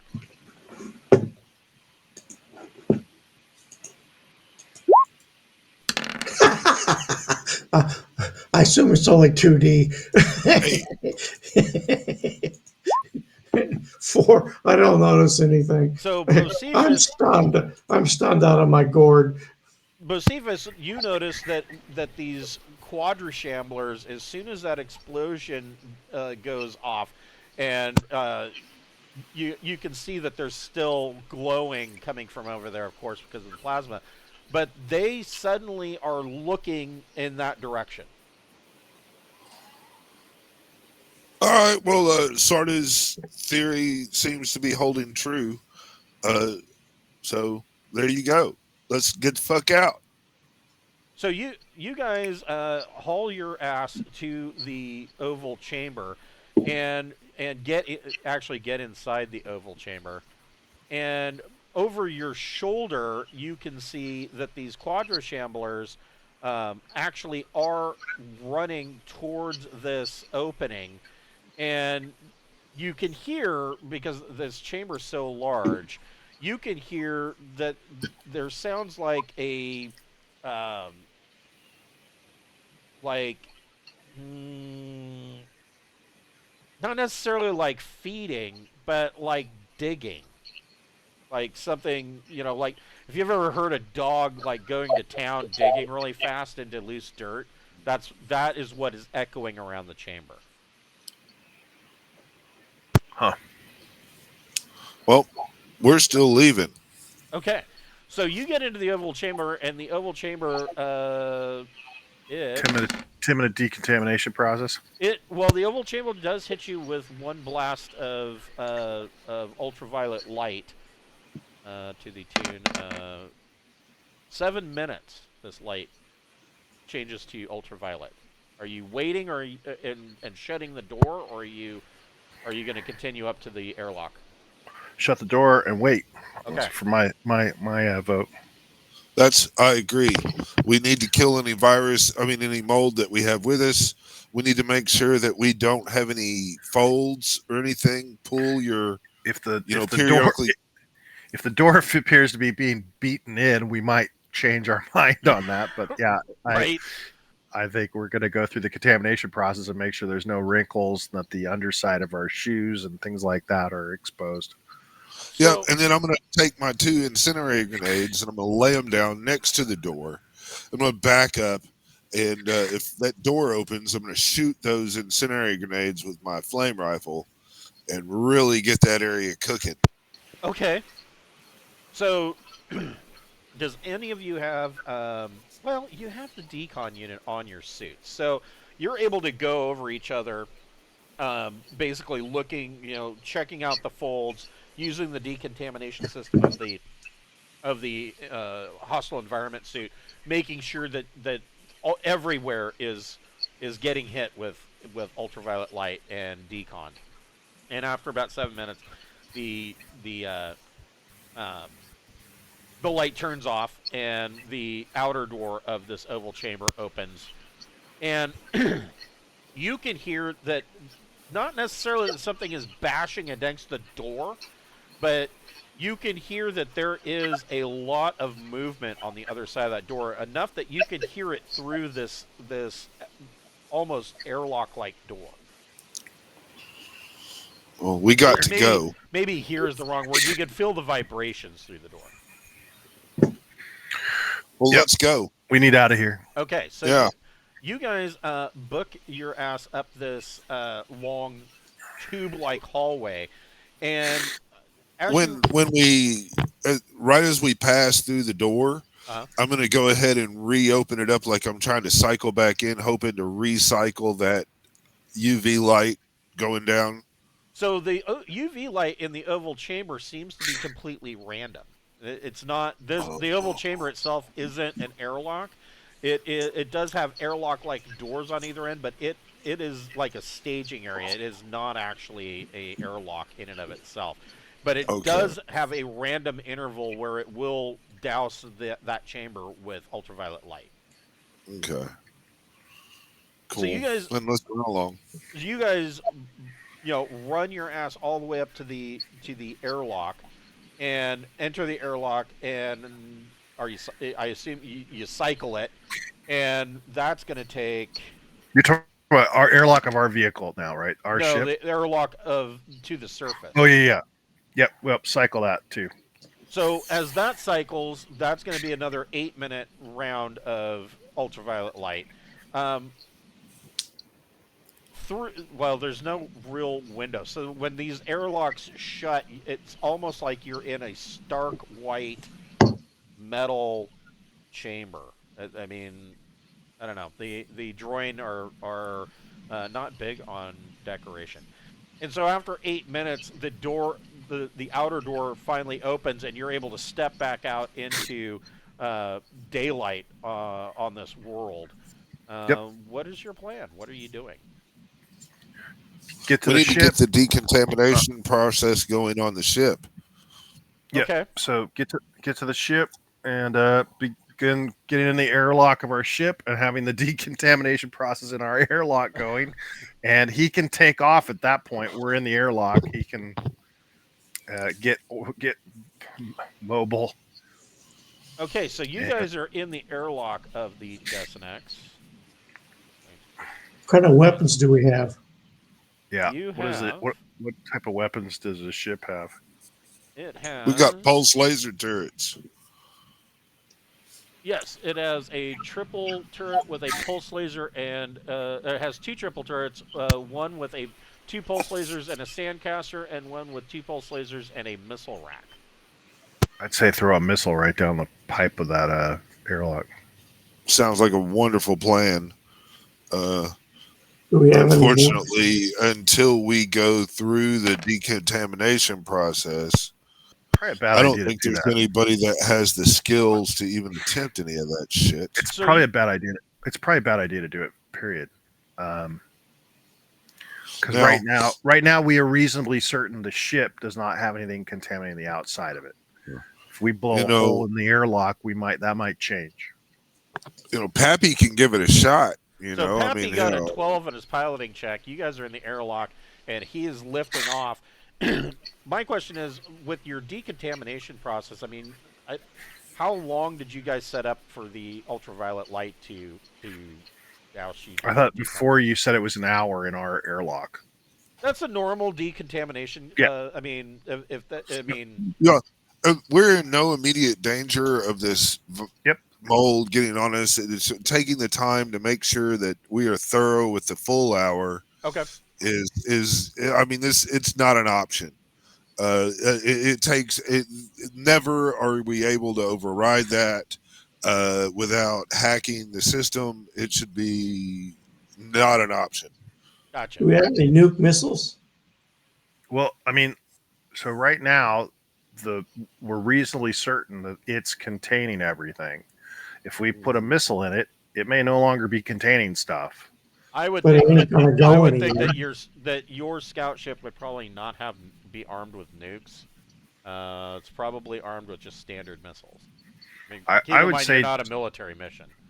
We need to Let's- wait till the Deepnight gets here and have it. We just need to leave and make sure that no one ever lands on this planet, and it'll take care of Yeah. itself within the year. Need to permanently red flag the planet as best we can. So what you could do, if that's what you want to do, you could launch a drone and put it in orbit around the planet that basically pings a warning about the world. Yeah. You know, Yeah, because I think that, like, right now, if we just drop a missile down the pipe, we're possibly going to contaminate the outside of our ship. Whereas right now we're reasonably certain. I the don't outside- understand that. We're in space. How can we We're contaminate? not in it? space. We're Yes, on the we surface are. of this well, planet. he's lifting off. You are Right. making your trip to orbit. While you Right. guys I are just wait till we orbit, and then I want to Yeah. collapse that tunnel. So that would be using ordnance to. I thought you were talking about firing a missile from, like, right above it while we're taking off, and that's what I'm saying. That possibly could release a cloud of. Well, I'm not thinking that. I'm thinking we want to do it from further away, like orbit. Yeah, well, I mean, wanna Bocephus, as collapse soon as that you guys tunnel. got into the airlock of the ship, Bocephus had said, tell Pappy to take off while we're decontaminating. And so he did exactly that. He got a 12 on his piloting check. He basically put the throttle to 4 and is lifting off. Oh, Pappy Johnson. I just think that right Yeah. now it's self-contained, and if I mean, we nuke we it, get it out may of no longer be self-contained. when we Well, get the thing of it is, I'm not sure it's self-contained because I don't see anything. Are there any large asteroids or anything in this system? That is a very good question. No. Maybe not large, but I mean, hear about it. If we set some rather large asteroids on a trajectory to hit the planet, it would wipe any atmosphere Well, if off. we could target That's it, what the 50, Droyne did. Yeah, a 50-ton asteroid or meteorite would be plenty to yeah, take that site out. that would do more Because damage there's than no atmosphere, basically no atmosphere to slow it down or burn off the weight mass. It says that there's a large gas giant. You were on HNP-B1. There is another rocky planet B3 and a third rocky planet B4. Yeah, I mean there would be chunks of crap around the large gas giant, probably in between the main world and the gas giant. There's probably a sparse belt. There would be something I would think that you would be able to find. Yeah, well, why don't we just play Space Pool and see if we can set some rockets or something up on a nice rock. I mean, hell, Pappy is a belter. Yeah, I like the Droyne solution. hit it with a big rock, turn the whole planet to lava, and let it let it cool off in a couple of million years. Is that cool with you, Sarda? I mean, Yeah, that sounds fine. It's something we could do. All right, then yeah, we're gonna do that. And while I write an extensive report on what I've learned about this fucking fungus mold. So, and go pee. People have been. So you guys get up into orbit. Somebody's been trying to experiment longer than the human species existed. Right. Sarda, you can go ahead and make a electronic sensors plus intellect or education check. You find a suitable rock.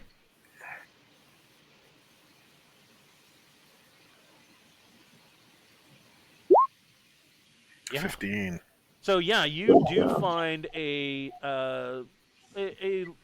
large asteroid. Let's see. What are we talking about? Yeah, you find a asteroid that is about 8 kilometers wide. Woo! Well, whatever we need to do, whether a ship needs to nudge it, I don't know how this is gonna. I would think. Well, Pappy would know. He's a belter. Yeah, Pappy basically says, his suggestion. I mean, the easiest way is that somebody would need to get into that missile turret, fire a missile, and you basically want to detonate. You don't want to necessarily hit the asteroid itself, although that it's an 8-kilometer asteroid, so it's not really going to destroy it. But you could basically nick it and change its trajectory towards the planet. Who wants to operate the turret? To do so. I happen to be a decent turret operator. I'm not. I'm looking it up now as we speak. I'm skillless in this character. I have turret. Yeah, turret 2, and so that'll be a +2. Yeah, so go ahead and make a gunner turret plus dex check. Oh, and on here.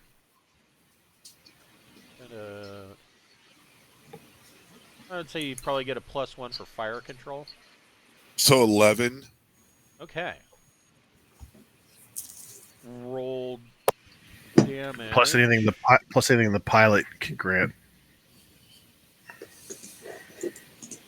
That's true.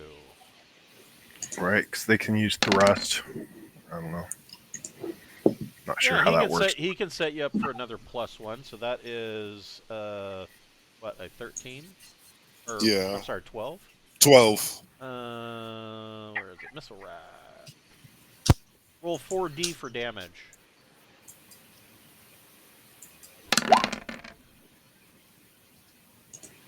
Yeah. That sucked. So the missile explode. You do hit the target. The missile explodes, and you see this asteroid. It does start to change course, but it doesn't seem like it's changing course quickly enough. We need to recalculate and hit it again. Okay. I mean, it seems like it'd be more logical to take the ship and push it, right? I mean you can try that. That was always my problem with Armageddon, is blowing up the meteorite just means you get hit with a lot of small meteorites. Right. Yes. Right. It doesn't reduce the mass. Right. Yes. So, yeah. Well, Pappy can go ahead and try Plan B. Right here. Yeah. So Pappy brings in the ship and kind of just gently lands on the asteroid, and then starts to throttle up without lifting off, and pushes the asteroid in that direction, and then just floats away. The asteroid is going to, it's not traveling very well at thrust 4.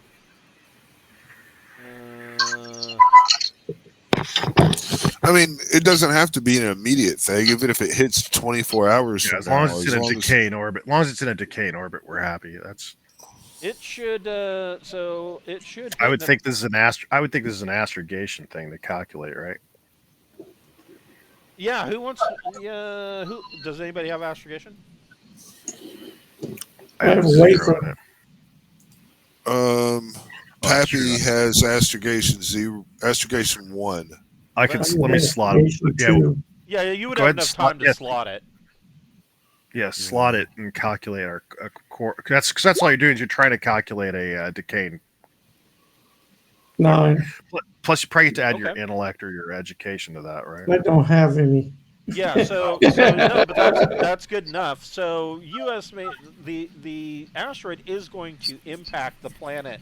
It's going to take about 91 minutes because this asteroid was That's nearly 1 light second out. So I mean, it took you a little over 91 minutes just to get to the asteroid, and of course, Pappy pushed it and got it up to thrust before he lifted off. So it's going to be another 91 seconds for it to head back. He's got big puffy cheeks 91 and minutes, huge forearms. He's old sailor. Do we know what system we intend to go to next from here? Well, that is up to you guys. So you are down. Do we need to go here. to HNIA? Is that a requirement? I mean, you guys were going to. The original idea was that you were going to scout out as Deepnight came in. Deepnight was going to come in at B to refuel at the gas giant. Are you leaving a drone? Well, that's what I was thinking, but I didn't know where. So the plan is to, because we need to go to the west, right? We're going to the left. Is that correct. So we're going from HB to probably HNI-B, and then the HNI-A. It looks like, right? So Yeah, I mean we can scout out to HNI-B. We could leave a drone, refuel with the gas giant, and tell them to stay the fuck off the planet. Well, I'm just saying we're gonna want to wait for the Deepnight to come into the system, right? So we've got a few days. You've only got jump 2, so right. So we're gonna hang out here, wait for the Deepnight to come in, and so while we're doing that, I'm gonna start taking recordings of everything we photographed from the base, and we can set up more like a permanent drone with that data. I don't know if that's going to be enough time for Bocephus to basically write a report of what he digested. But that's all I'm saying is it would be a nice idea to leave a drone orbiting this planet that basically has the information that we were able to glean from the temple. Yeah, I think really that huge amount of knowledge. I mean, I might be able to search it with my consciousness, but I need to make a battery where I can drop all this. I need to make a psi kind of thing where I can drop information psionically into some kind of. That was why I was asking. That was why I was asking where the next system would be, because if it takes you say 11 days to do your report, we can drop a second drone here that has what you were able to glean. The amount of knowledge that was dumped into Bocephus's head was so great that it may actually take you a week of just sitting there thinking about it before you can even start to be coherent enough to generate a report. Right. Okay. Well, then I will. It may take 3 or 4 months. It could, yeah. Right. So we have 11 days before we're going to even get to this system. Yeah. So I was thinking that I relieve the recordings of what we recorded and visually saw as a drone right here, and then basically say there will be further information in a. Well, I mean, basically if you're waiting around the gas giant for Deepnight to show up, once Deepnight refuels, Deepnight can get there in a week. I understand that. My thinking is that if we want to convey some of the information Bocephus received, we will not have time to drop it here. Right. but we might have time to drop it here because that gives them an extra week to even think about it. So I was thinking that if I'm dropping a drone here as a satellite that conveys information about the runes we found here, it would have the recordings of everything we experienced, and then basically saying there will be more information left in a satellite in this system. No, I get what you're saying. But you were saying you 11 time days. to write up a report. You were saying 11 days. It won't be. I don't. We said 4 days. Yeah. Deepnight You were 4 days up. ahead. So yeah, 11 days. You're right.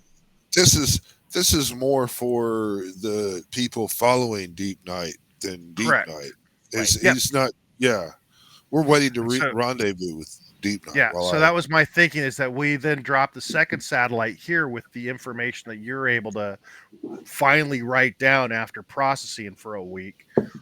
You know, and so you can convey more information and have that dropped here. Yeah. Gotcha.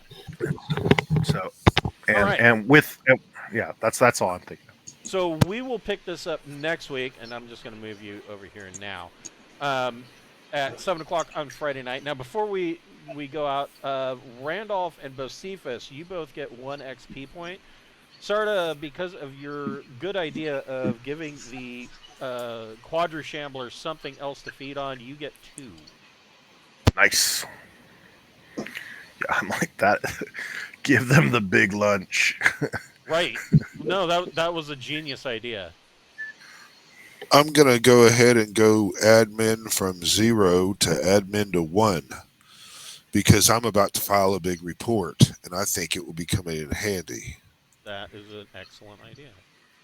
I need to start picking up some sciences.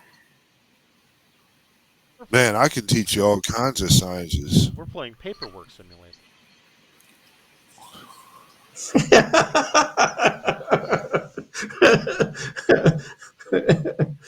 Most people don't have a simulator for that. That's just their life. I know. Yeah.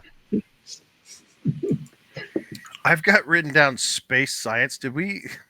Is that a science?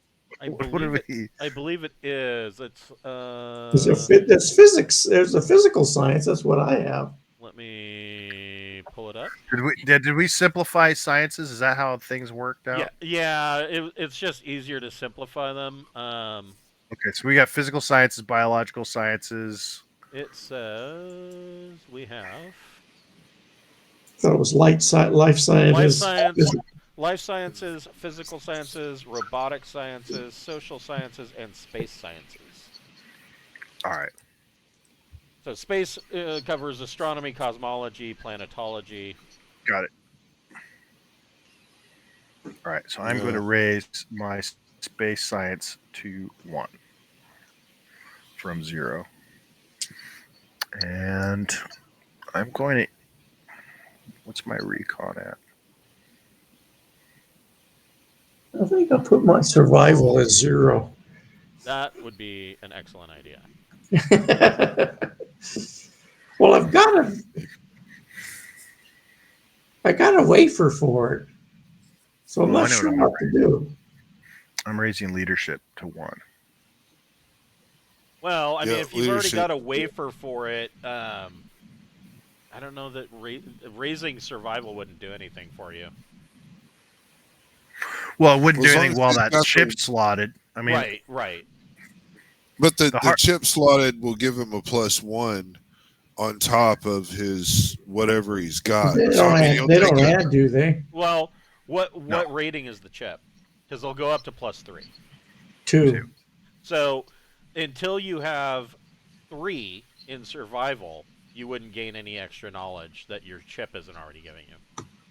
Yeah, the big problem is you got to be able to slot the chip. Right. And oftentimes, once you got a vac suit on, you pretty much stuck with whatever you've got slotted. Exactly. That's why I keep putting it down. And when I put on my vac suit, these are the 2 chips I've got slotted. Right. And so, short of getting through your helmet, short of getting a very small droid that you're keeping inside your spacesuit just to change chip I think slot. I'll go stealth 0. an extension cord. Well, I mean, you could a board in the back of your helmet. A little scorpion droid that crawls around your body and pulls the chips out and replaces them. Right, yeah. but you could also Be like put a jack the butter into droid one of your slots, and from it go to a personal computer, and you could load your shit that way. It'd be like the butter Well, I'm droid thinking I need a neural jack. from Rick and Morty. What Where is can my I get it? purpose? Where can I get a neural jack? You'd have to have the ship build you one. Which Yeah, you'd have consumes to have resources. you'd have to have one constructed on the ship. I mean, that would be Bocephus's department. Yeah, and I won't get to that until after I get done with the entity reports, probably. Yeah, 'cause you are. that- Yeah, it would be hard for me to Be hard say, for you yeah, to I'm gonna concentrate on here's the thing. yeah, here's 200,000 or 300,000 years of knowledge on the entity that we're trying to kill, but But you in know, fairness, quite a few of those years, nothing much happened, right? probably. Yeah, I mean that is true. Yeah, I mean. Oh yeah, like 297,000 years. it's learned one vital thing every year. I mean, that's an awful lot of things that it learned, you know. And if it learned major things like every, answering a question probably gave it a whole bunch of more questions. So I will tell Was you, that- and I won't get into the mechanics of it, but what I will tell you is that your counter agent will go up one level. Okay. Do we have a counter agent? So you did have the basic beginnings of a counter agent that Bocephus had started working on from information that you had gained, both from Deepnight Endeavor and from what you found on Alpha. Because you remember, I believe it was Sarda that took soil samples on Alpha, and you discovered in that Oh, there that's right. was It there was was something in the resistant. soil that was preventing growth of the entity, and it was presumed that this was an outside add-on. It wasn't something that naturally happened on Alpha. So it seems like it was something that the Droyne probably were either working on or were testing out, and it leached out into the planet. And so the entity on Alpha didn't grow as quickly as it might have. So you do have the very bottom basics of a counter agent, but the knowledge that you have gained from this will bump that up a notch, and I'll get into the mechanics of that next week when we are going over what Bocephus has really learned. But that is the major thing that Bocephus has learned. Were we right in that, how that facility was functioning? That it basically was those 4 chambers were producing biological matter to be fed to the others? Correct. Is that how that was? Yeah. Okay. So essentially, what Troyevsk was doing is that he was a very powerful telepath, and he was using that intellect to control the entity, and he was basically saying, okay, you're hungry, you can feed in Biosphere A. Meanwhile, Biosphere B and through F are regrowing. Once Biosphere A is completely consumed, you can then move on to Biosphere B, and just basically going clockwise around, allowing it to feed while the others are allowed to grow up. And this 200,000 year studying was studying at the tech level of the Droyne, which is higher than ours. 19, Right. 20. So I might be able to raise some of our medical tech levels based off this too. Possibly. I mean, you might consider picking up language or linguistics and actually getting Droyne language as. Yeah, I am probably going to have to do that. Yeah, whenever I get lucky to get a 2, that'll really be able to just fucking with you. But yeah, you're right. I do need to start picking up that language and studying it, especially considering it's a valid source of knowledge we need. And I keep interacting with their stuff. Yeah, yeah. Well, and what's funny is that the next campaign for the Wednesday night group, because and I don't know. I'm looking at towards the end of the Pirates of Drenax campaign, and that honestly might not be until February or February. yeah, or March even, maybe later. But anyways, I am prepping their next campaign, which is going to be a conglomeration of Skandersvik and um, Mysteries of, or yeah, Secrets of the Ancients, the Ancients campaign, the trilogy, and so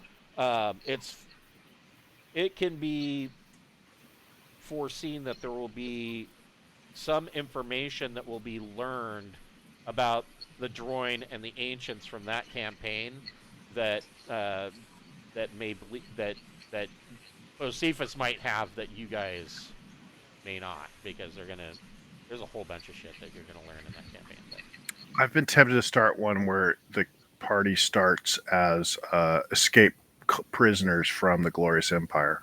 nice. You know, And I so, considered that too, runaway slaves or whatever. Yeah. yeah, well, and I wouldn't, I wouldn't want to start them as slaves, but they've just broken free as a group, Yeah. and so that way they can come from like a lot of different backgrounds, and the whole idea is And not that know the anything. Glorious Empire, Only thing I know how to Glorious do is Empire's shovel falling snow. apart. Well, I mean, no, I mean they have whatever their backgrounds are. Of course. They've been kidnapped, and so, but yeah, you can start off with the idea that they're escaped slaves from the Glorious Empire, trying to get started. The entire first session could be trying to get off their explosive collars. Right. Well, hell yeah. I'll see you tomorrow. Yes, I will see you tomorrow for Braunhaven, and I will see the rest of you next week. I will see Randolph on Wednesday night. All right. Yeah. Sure hope so. Right. All right, we'll be back next week at 7 o'clock. Is Thanksgiving going to be an issue here for people? No, it's not an issue for me, but No, I thought I'd check. We can go ahead and play that night. All right. Cool. Talk to you later. Have a good one. Take care.